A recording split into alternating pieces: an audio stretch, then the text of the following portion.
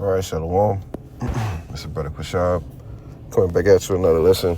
Before I get started, I want to give all praises, glory, and infinite honors unto Yahweh, Bahashim, Yahweh Shah, Bahashim, Chak Wadash, and double honors to the apostles and the elders of Great Millstone who taught me this truth and rule well.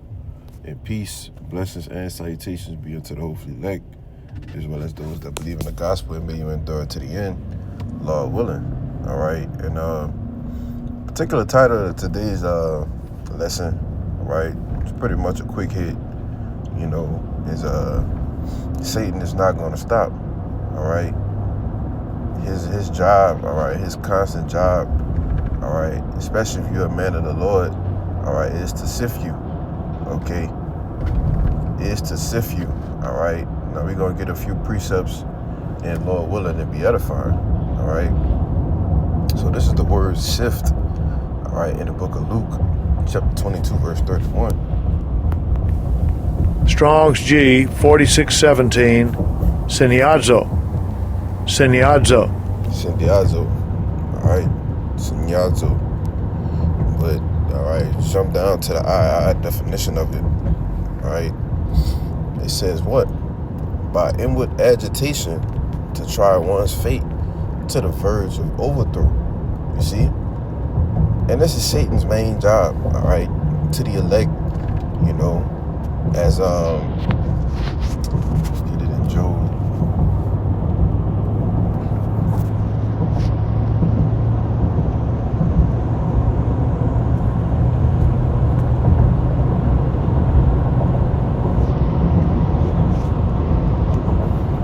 This is Job chapter 2, verse 1. It says, again, there was a day when the sons of God came to present themselves before Yahweh. And Satan came also among them to present himself before Yahweh. You see, so right here you should understand that Satan, all right, he's ultimately working on the left-hand side of Yahweh, man. All right? Because why would he come to present himself as the sons of God came to present themselves? You see? It says, and the Lord Yahweh said unto Satan, from whence comest thou? And Satan answered the Lord Yahweh and said, from going to and fro in the earth, and from walking up and down in it. And the Lord said unto Satan, hast thou considered my servant Job, that there is none like him in the earth, a perfect and upright man, one that feareth the Most High, and escheweth evil. And still he holdeth fast his integrity, although thou movest me against him to destroy him without cause. And Satan answered Yahweh and said, skin for skin, yea, all that a man had will he give for his life.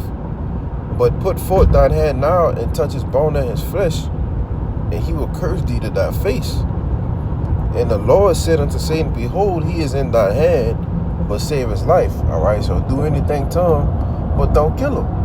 You see? But what? Satan had got that permission, all right, from the Most High, man, to go after Job the way he did. All right, now we're going to get this precept, I believe is in James. You've heard the patience of Job, all right, and we all know all the different extremities that Job went through, man. All right. Yep, this is James 5 and 11. All right, now I'm going to come back to that, okay, because I want to read this in Luke, all right? Because you have to understand in this walk in this truth that Satan is going to try you. Things, afflictions, infirmities, and these different things, all right? These demons are going to come and fuck with your head, all right? All of these different things are going to happen, all right? Why? Because your faith has to be tried, as it says in Proverbs. It might be in Sirach, but I think it's in Proverbs. Before thou gettest the friend proven first, all right? We are, when you coming in this thing, all right, you still in the proving grounds, all right? Yahweh have to try you to see if you're really about this thing, You have to go through that chastisement, right? Because if you endure chastisement, then what? The Most High deal it with you as with sons. You see? But that's a Salakia, got something to back that up as well. So this is the book of Luke, chapter 22, verse 31. It says, and the Lord said, Simon, Simon, behold, Satan had desired to have you, that he may sift you as wheat. All right, that he may try you. All right, that he may try your faith to the point that he, to the verge of overthrow. All right. So you have to understand that this is this man's job, to try you. All right. That's why the scriptures also speak about, not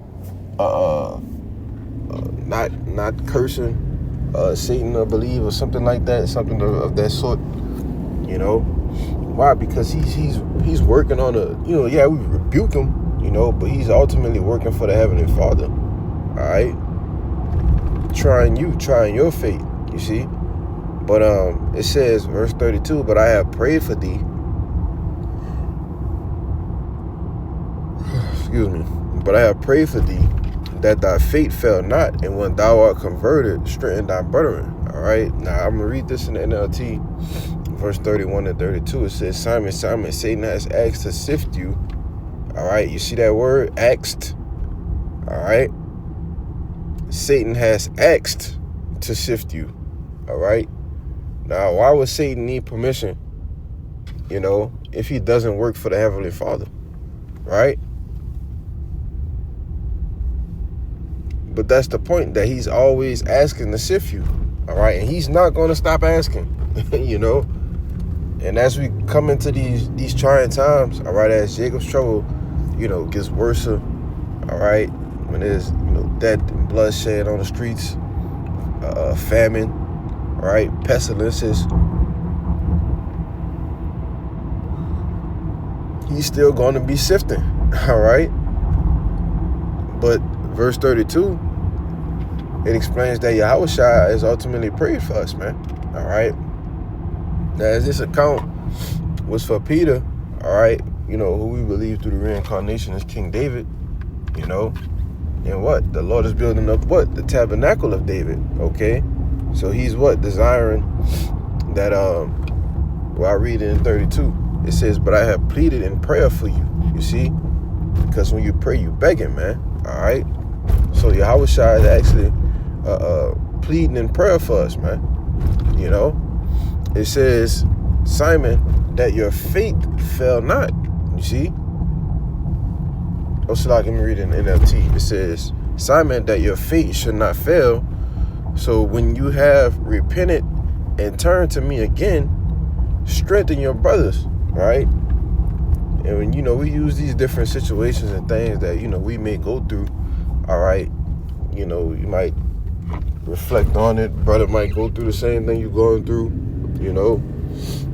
That's why I tell you in 1 Corinthians 13 and 10, all right, where we at? It's 1 Corinthians 13 and 10. Is it? No, that's not it. Is it 2 Corinthians? Maybe it's 10 and 13. I'm tripping. Yeah, I think it's 10 and 13.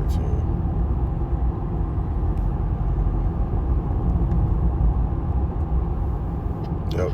I got it backwards. But this 1 Corinthians 10 and 13, it says, therefore had no temptation taken you, but such as is common to man. But the Most High is faithful, who will not suffer you to be tempted.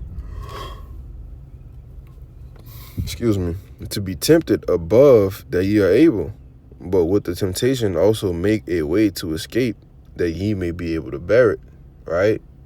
So it's not going to be something that you go through in this walk that, Satan hasn't tried other brothers with, all right?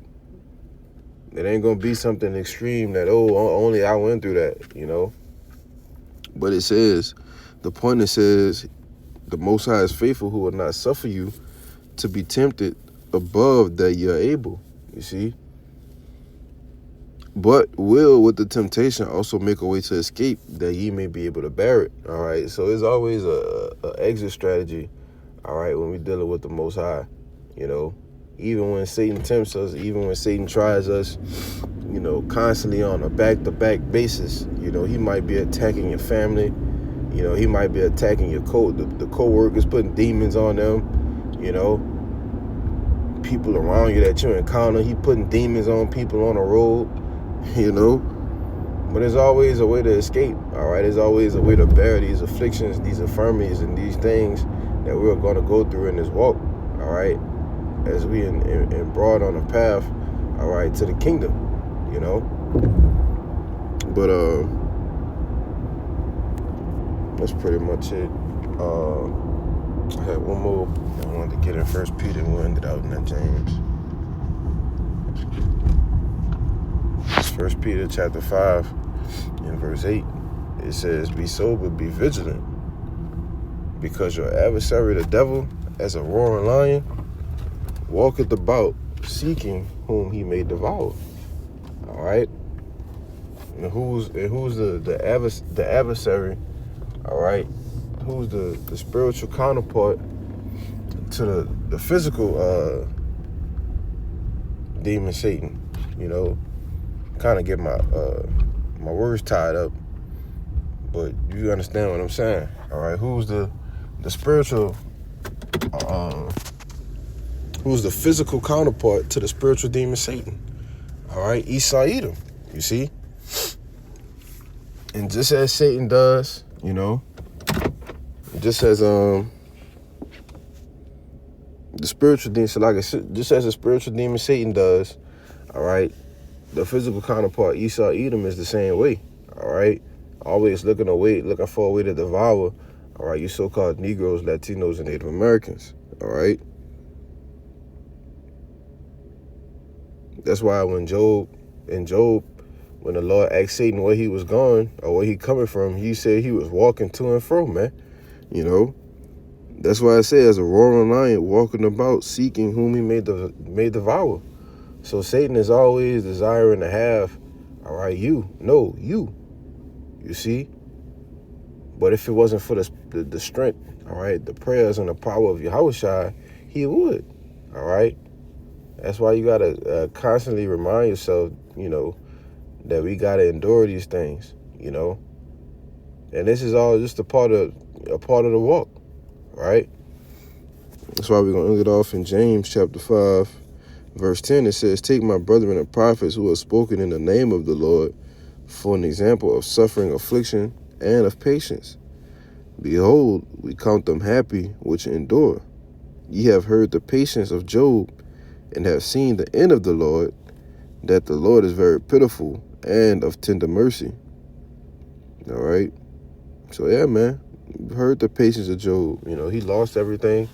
All right, and in the end, he got it all back, man. You know. But that's pretty much the point. You know, I just kind of wanted to do a quick hit on this. So, you know, Lord willing, this lesson was edifying. Called Loimla, Yahweh Ba'Shem Yahushai, Ba'Shem Kakwadash, and Shalom Abarakim, La Bacharim, and Shalom.